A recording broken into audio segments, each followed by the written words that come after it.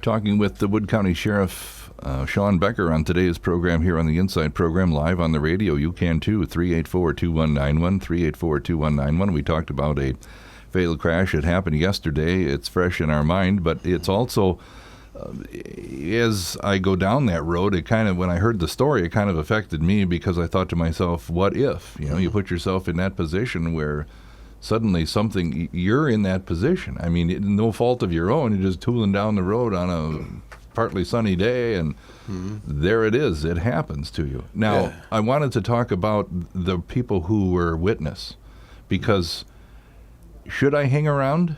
I mean, if I'm, or just I want to clear the scene, or... No, the expectation if you witness a crash, no matter what level it is, you should stick around. Should I come up to you and say that? Yeah, and let us know. Let the deputies know.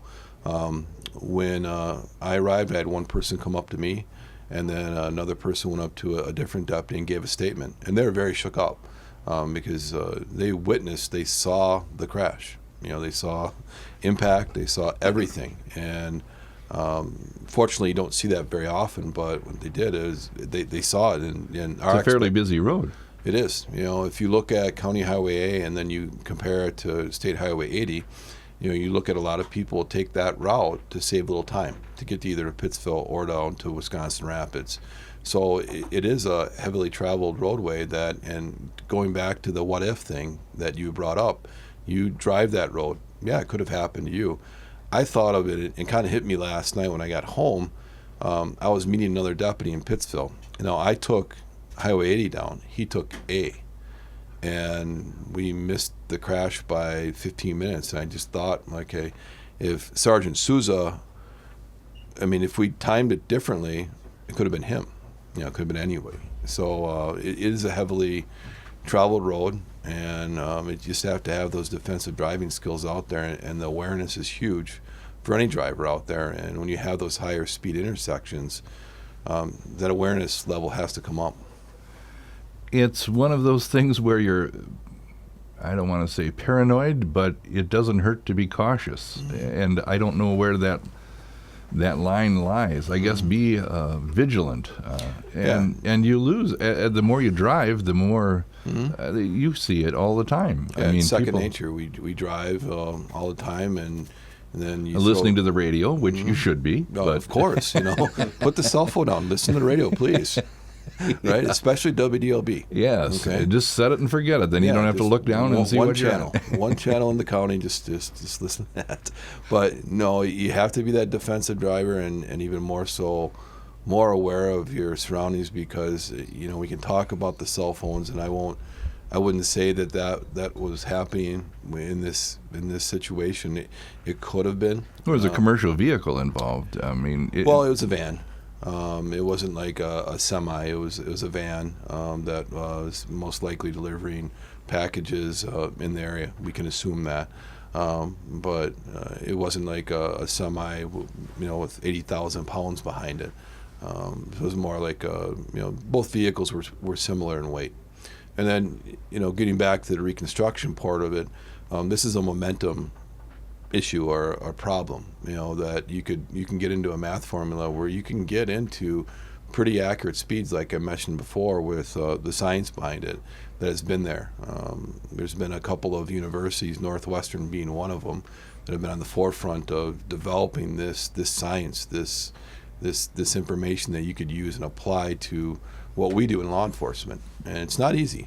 Going through the training, it felt like being in finals week, sitting up all night trying to learn the stuff. It was very challenging to go through it, but that was, I hate to say, a couple of years ago, more like 20.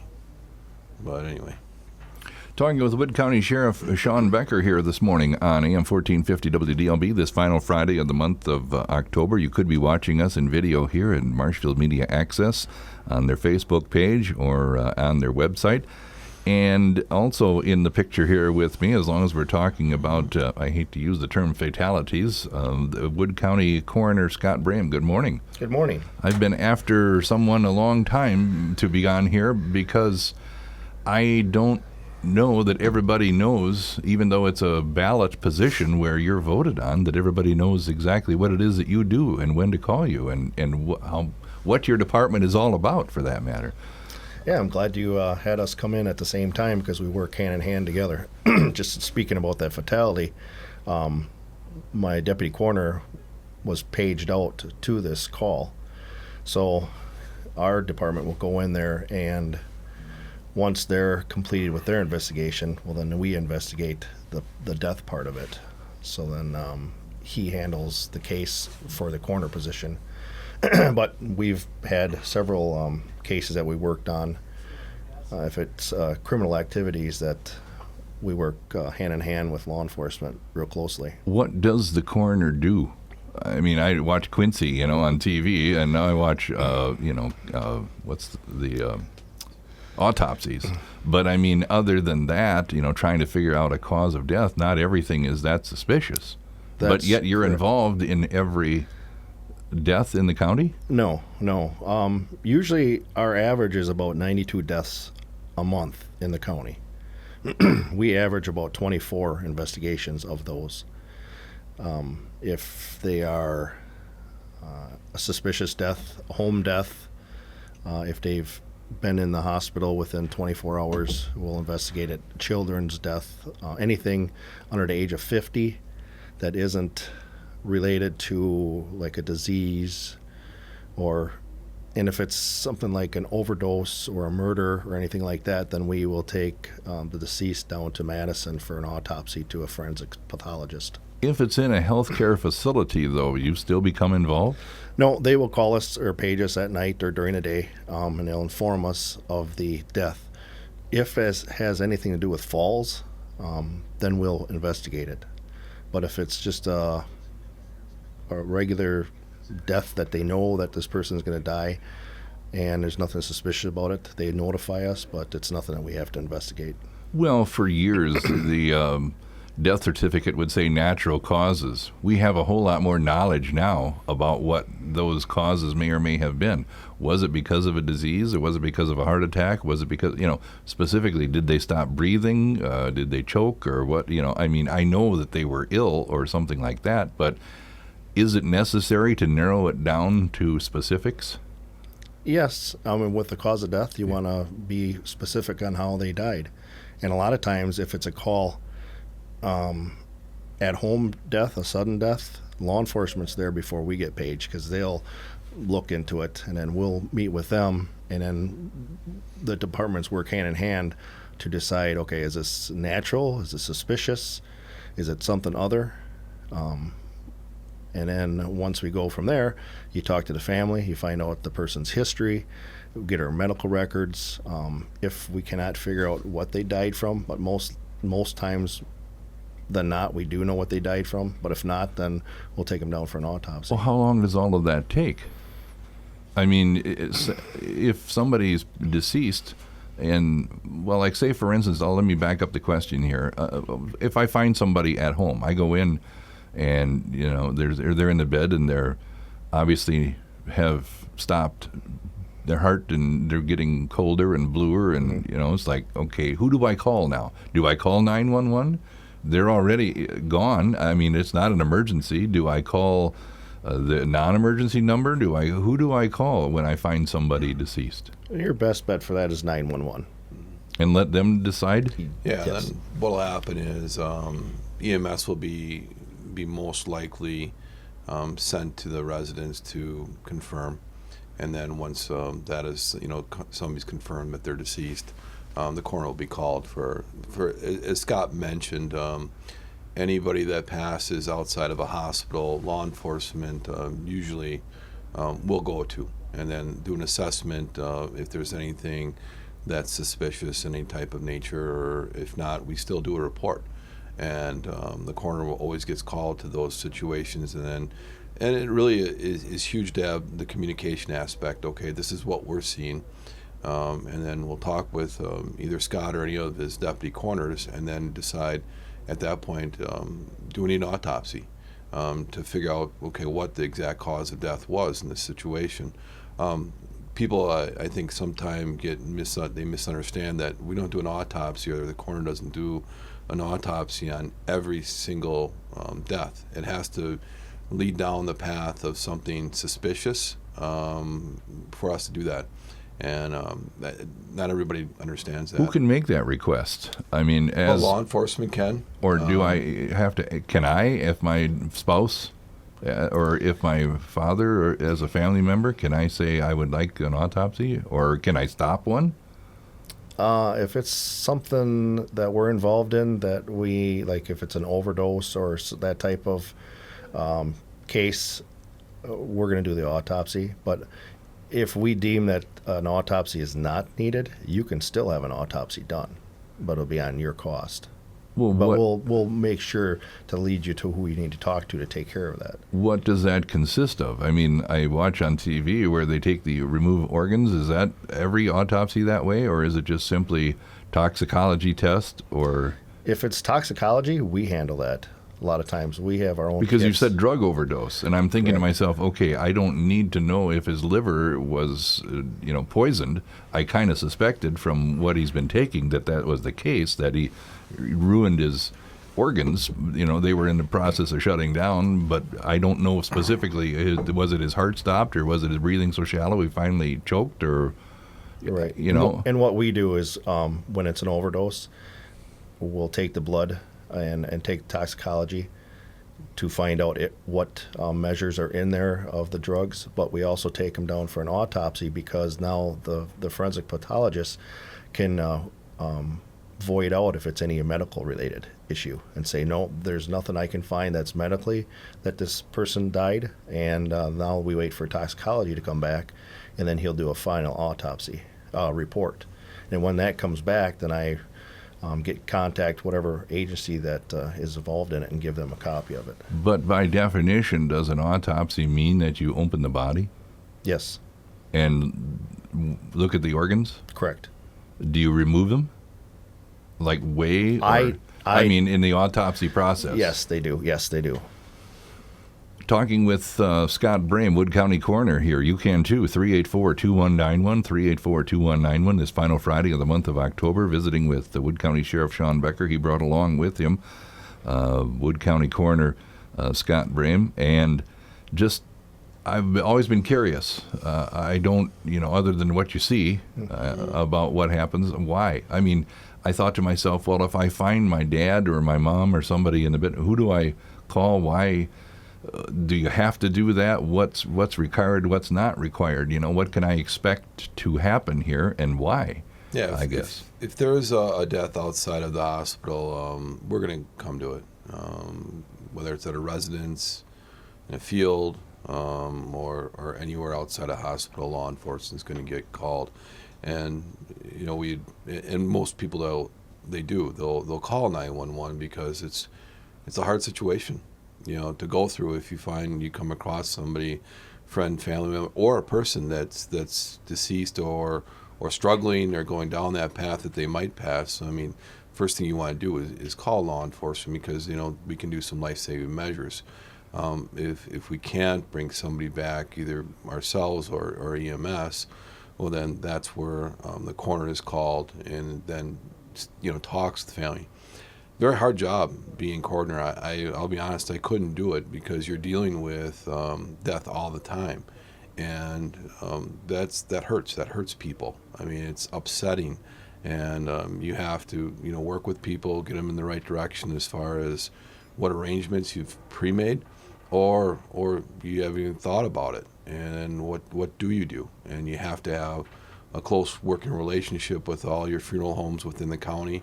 So it's not a easy job, not one that I would want. I mean, in law enforcement, we do have unfortunate circumstances like yesterday where we do have to deal with it. But I'll be honest, I would have a really hard time doing that every day when you're seeing people at their worst, families and friends at their worst, and then it's the coroner's job to work with law enforcement, especially in those situations where a death happens outside of the hospital, to figure out why, because that's what the family's going to want to know. Why did this happen? If it's natural causes, again, we wouldn't do an autopsy. Law enforcement wouldn't request it. We can request it if there's some circumstances that we feel are justified. There's something suspicious here. It's better safe than sorry than go through with the autopsy and see what results we get, because it might go down the path of furthering an investigation towards potentially a homicide. But that really revolves around that initial call that we get and the investigations that our law enforcement officers would do, and then working with the coroner's office to make sure that that communication piece is there, because it's essential, because families have the right to know what happened. And that's where it's very important to have that strong working relationship with the coroner's office. I can imagine that you would get in a few arguments along the way on whether they do or don't want it. I guess it could be suspicious. Mm-hmm. And there's times when people go, no, you don't have to, and you're thinking, well, maybe we should. Are you trying not to tell me something here, or is there something that I should know that you're not telling me? Or But a lot of times when you sit down with the family and explain everything to them, they understand it. I mean, myself and I know my deputies have been on calls where we'll sit at the house hours later speaking to the family members with all the questions they have. And when we get, we'll get the funeral home there, the funeral home, and we're side by side, just like law enforcement. When I get there, law enforcement's there, and we all talk to the family together. We intermingle and discuss the situation. If it's a natural thing and it's not something that's criminal, then most times they leave and go do what else they have to do, and then we sit with the family till the funeral home gets there. what is the most natural conversation? I mean, there are times when, unless you pre-planned, you don't know. I mean, it's not like, which tow truck would you like? You're talking about funeral home here, so. A majority of the people already have plans made, and if they don't, they know where they want to go. Like their family, their father, their mother have gone to a certain funeral home, and they'll pick that funeral home. So there's a lot of times that we've had to make a decision because we haven't been able to find the next of kin. And that works. That's how law enforcement and us have been working very well in the last 7 months together, where I'll arrive at the scene already. I'll call on my way down just to see what they have. And once I get there, they've already tried to make contact with next of kin. They know the questions to ask. I mean, our big concern is, okay, we're going to investigate this, but we don't want to have the person there for that long time, so we want to get a funeral home rolling as soon as we can. And a lot of times, like if it's a fatal or anything like that, we'll make a decision and call a funeral home and let them know in a rotation that we need them to pick this person up, but it may not stay at their funeral home. Talking with Wood County Coroner Scott Brame, Wood County Sheriff Sean Becker here about situations that arise every day that people don't necessarily think about, I guess. And that's why I wanted to have you both on here, is because sometimes just to have a little pre-mental idea of what's about to happen here or what's going on or what the process is might help ease people's feelings a little bit. Like the double fatality yesterday at Highway A and Double E. Really hard situation. What do you do? I mean, he mentioned a good thing here, the coroner, because next of kin. So you're first on the scene. Do you go through ID process of paperwork on the body? Yeah, what will happen is once EMS they'll be in contact with the local hospital, advising them what's going on. And then the hospital will allow them to pronounce at the scene, and from there, then it comes to us, and we'll contact the coroner's office. An EMS worker can pronounce? As long as they're in contact with a doctor at whatever emergency room, like Marshall Medical Center is who they would be working with. They'll be going over what life-saving measures that they were attempting, and if they don't work, then that doctor will advise you can go ahead and pronounce. It's the doctor's pronouncing via the emergency personnel on scene. See, as when I'm going to be an EMS worker, I'm thinking I'm coming in with a cape on here and I'm going to help people. And then when I get there, I'm like, whew, this is not any help. This is just cleanup here now. I'm going to have to do some tough things to tell some people some things they don't want to hear. Well, and they don't have to, but what's nice about the EMS is it's, they're in there to save somebody. And when they do it, that's their intent. And when they come out of there and they're happy because they were able to save somebody like that, it's amazing. I mean, it just is. And then, like I said, after they get there, that's when law enforcement shows up, and sometimes law enforcement shows up there, and they start their CPR. And getting back to what he was talking about, protocol, is they'll do every measure they can if it's ambulance or first responders or whatever, and they call back to the hospital, and then per protocol they'll say, okay, you've done everything you can. I still go there and pronounce the death, but I'm able to mark down this is the time the person died, but the coroner actually makes the pronouncement. How do you know what time to put on there? By what they told you? No, pronounced. What's going to go on the death certificate? The death certificate when is you get there, when I get there. Okay. Yes, but we have a state system that we put down the time of death that it's pronounced, but then we also put the time that death actually happened, if we know. That's a tough one, because if somebody was there ahead of time and you show up later, they'll tell you it might have been in a minutes, half hour, 45 minutes ago. They'll give you that time as the actual time of death. Well, the physician or doctor at the ER will relay that information to whichever coroner responded, and then, as Scott mentioned, when the coroner arrives, that's the time that he or she is going to put down. But like we had talked about before, if there are some life, saving measures taking place, they're going to do everything and communicate all of that information to that physician from the emergency room, and then the physician will say, okay, you've done everything that you can, and then give a time. And then all that information obviously will be relayed to the coroner. And then from there, the priority is contacting next of kin. And last night it was a challenge because both drivers weren't from the area, or at least family had moved recently away from the area. And you do not want to give this terrible news to a family member over the phone.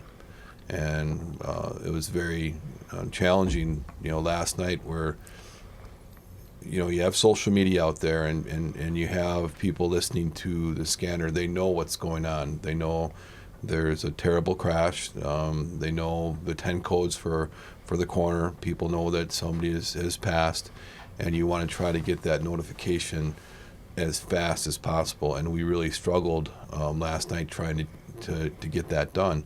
And that's where we do look at the assistance of the coroner's office, because they can help us with that.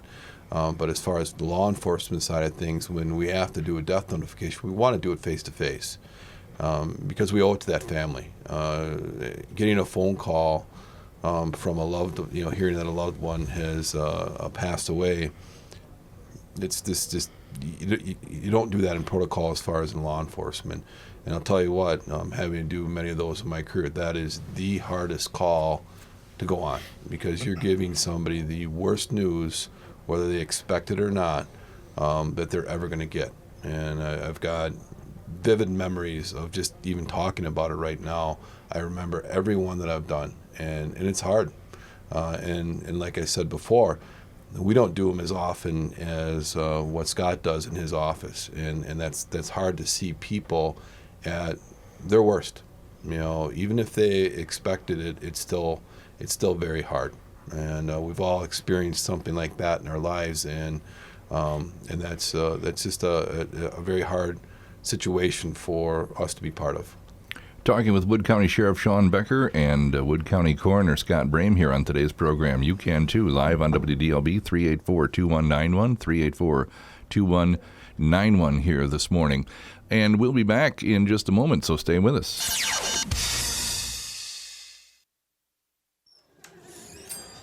Hey, Joe. Hi, Martha. You work at Security Health Plan, right? I do. I'm retiring soon. Can I ask you about Medicare? Ask away. Here's the thing.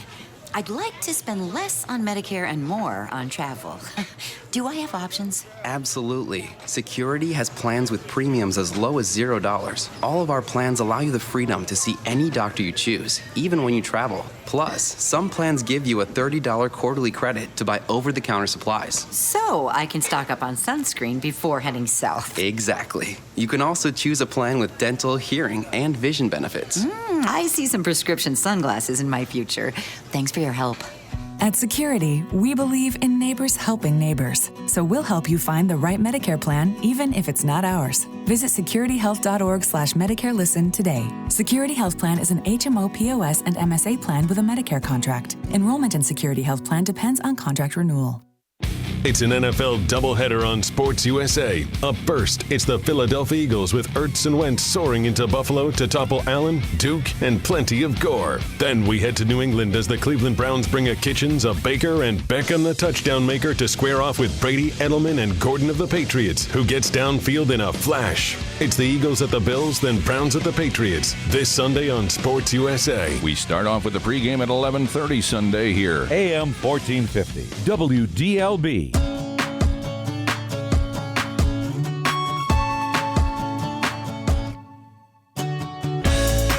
AM 1450 WDLB's Inside program coming to you this final Friday in October on Marshfield Media Access. It's on their Facebook page. You can watch us on your Spectrum Digital tier, channel 989 throughout the month until we get to next month's program.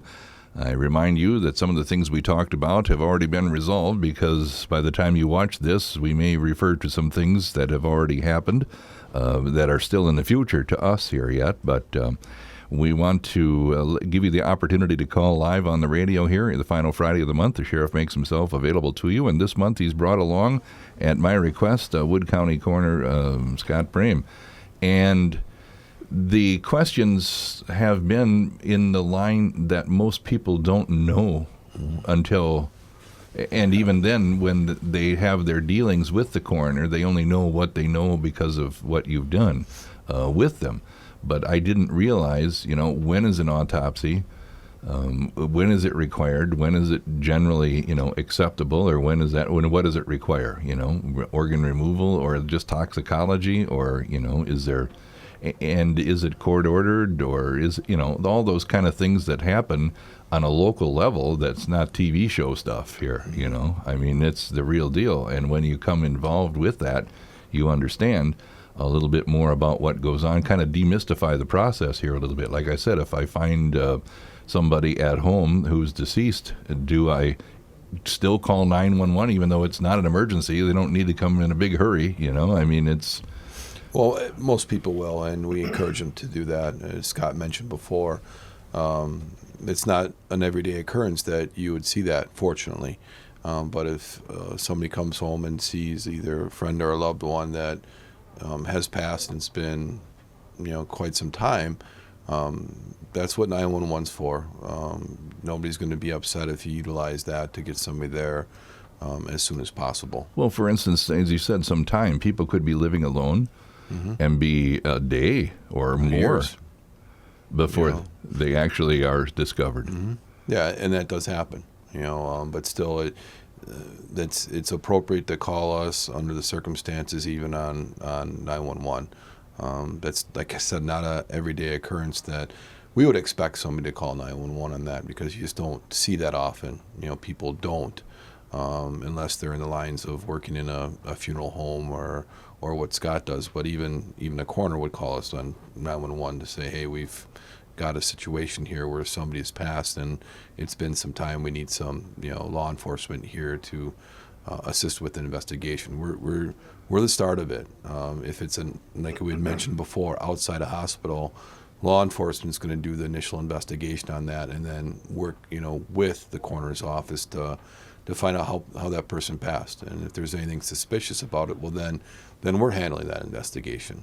Now, we talked about outside of a medical facility or outside of a facility in general, or even if there is anything suspicious outside of a medical facility. In other words, if they're at a nursing home and you expect they're going to go, that's not really necessary to have the coroner there. But how did this whole start that this office came into being? I mean, I guess the law enforcement wasn't medical professionals, but you're not either. Correct. Your job. Tell me about yourself and your background. Well, I've got a career in law enforcement before I started my private investigation firm that I've had 10 years. Since I was 18 years old, I was involved with like the Vesper Fire Department. I was a first responder, went all the way up to EMT. So I've had a medical background when it comes to that point of it. And then I got into this in January, and But in general, it's not required. I mean, if you're on the ballot and you get the votes, if people believe in you, however you campaigned, you get the job. I mean, this is how you got here in Wood County, but there's one for every county in the state, There is, but there's medical examiners and there's coroners. Coroners a voted position, and medical examiners are appointed position. Where are those? Marathon County, Portage County, right next to us. They're medical examiners. Juneau County's Adams County. But then if you go Clark County, Jackson County, they're coroner position. So it's all depends on the county and what they want to have in the county. I didn't realize that either. I've heard those terms, but I don't know the exact breakdown on all the counties in Wisconsin, which ones rely on a coroner, the elected position, or a medical examiner who would be appointed, where you'd have to come in and the county would hire you. And then that's where you look at the qualifications, where you know they're going to look at somebody's resume, and obviously they're going to focus on the medical side of things, those kinds of qualifications. So any type of medical examiner is going to have a very strong resume that's coming from the medical side of things, and obviously connecting somewhere with death, along those lines. Coroner, like Scott had mentioned, if you get the votes, you're in, like you mentioned. Scott does have, what's nice about it is there's a law enforcement background along with some medical side of things. So that's helpful as we move forward in dealing with any type of death investigations. And his deputy coroners too. Charlie Evans, retired investigator from Marshfield Police Department. So that brings some of that law enforcement experience and investigation experience to the coroner's office.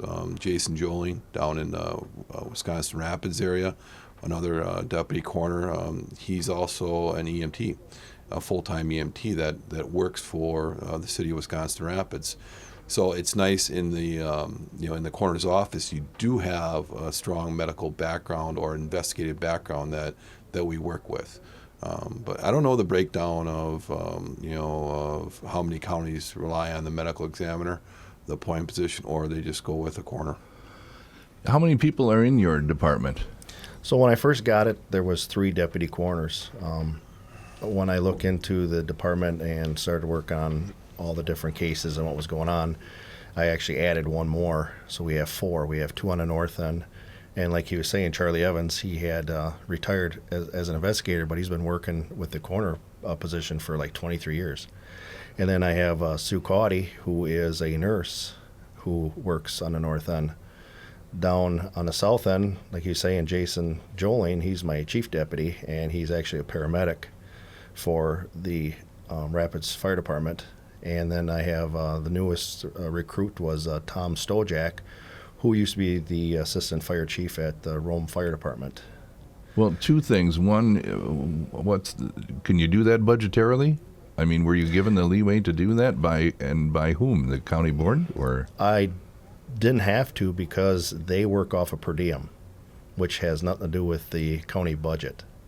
So the per diems come in with cause of death certificate permits and cremation permits. So they're only paid when they're out? Yes.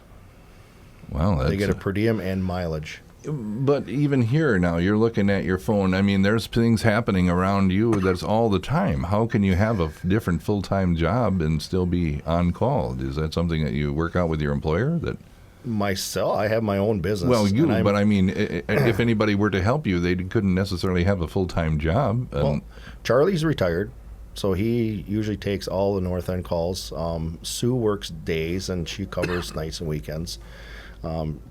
Jason's in a position where sometimes he can leave his job if he needs to. Actually, he's the one who's been texting me because we've got something going on in the South End. And these guys are real good at letting me know what's going on, just like Sean's deputies too. I mean, he knows firsthand what's going on because they call him and let him know right away. He's got other people underneath him, his captains and sergeants and lieutenants, where I just have my 4 deputies. Do you have to sign everything, or can they sign paperwork Oh, too? they're allowed to sign everything, fill out the reports.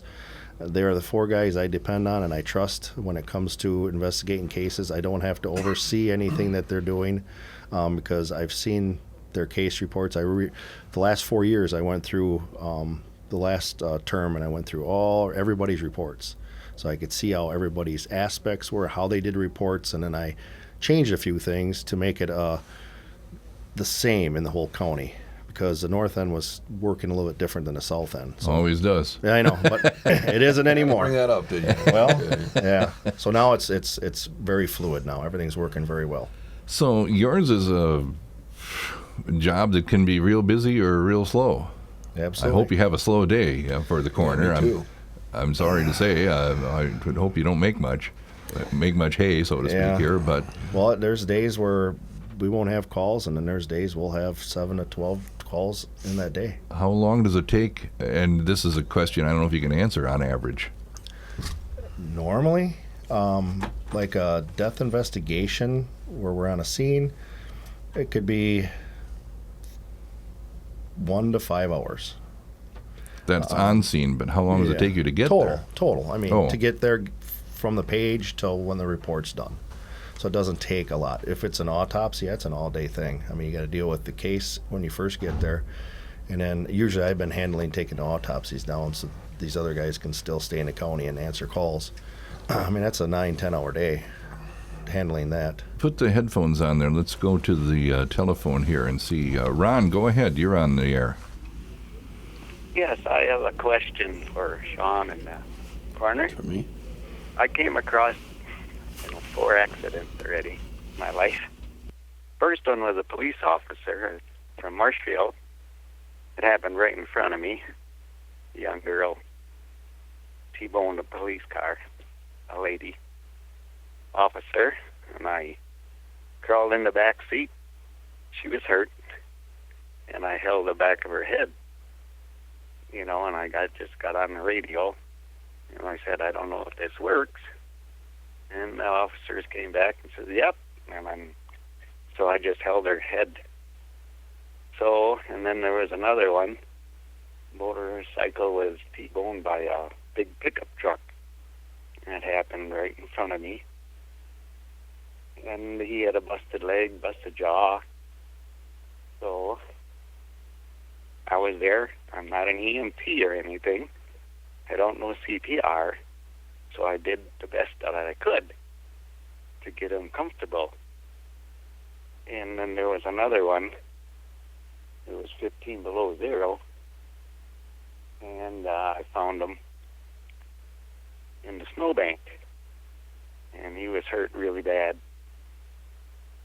And anyway, what I'm asking, if something happens to one of those people and somebody just stops to help out the best they can they come back to the person that tried to save their life?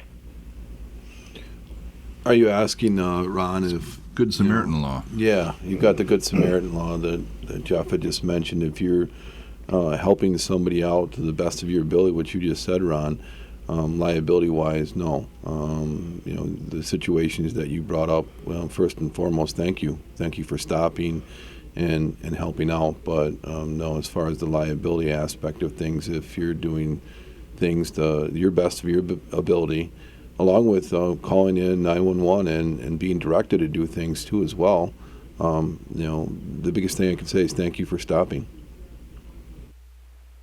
Okay, and then I talked to my father, especially after the last one.